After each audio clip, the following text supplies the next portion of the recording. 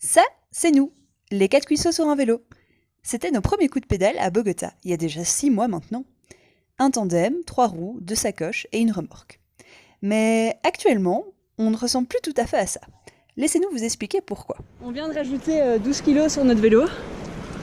C'est ni de la bouffe, ni des vêtements, ni un équipement. Mais c'est Weska. Voilà, donc c'est un chien qui nous a suivis depuis une semaine. Et elle nous a suivis, elle était affamée, elle sortait d'un fossé qui sentait vraiment très mauvais. Du coup, le premier midi, on s'est débrouillé pour la laver un petit peu à un robinet d'une école où on a mangé. Heureusement pour nous, on avait nos 2 assistantes pour nous aider. Parce que les chiens, ça aime pas tellement la douche. Bah, un peu comme nous en fait. La pauvre, elle avait tellement faim.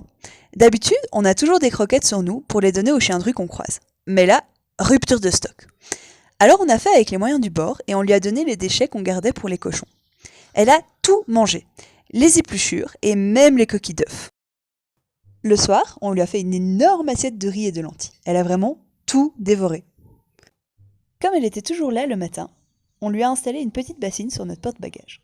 Weska nous occupe ce matin.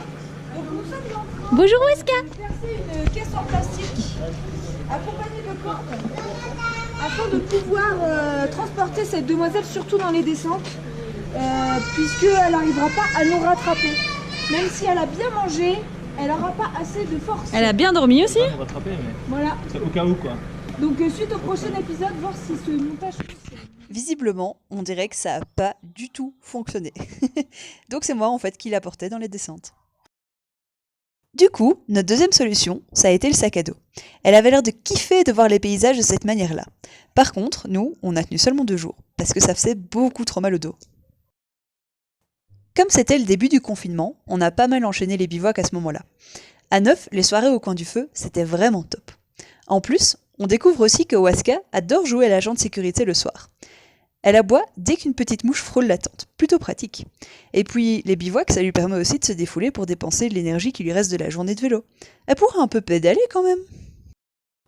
Bref, on a finalement réussi à trouver une caisse en bois, et elle est approuvée par les 2 parties.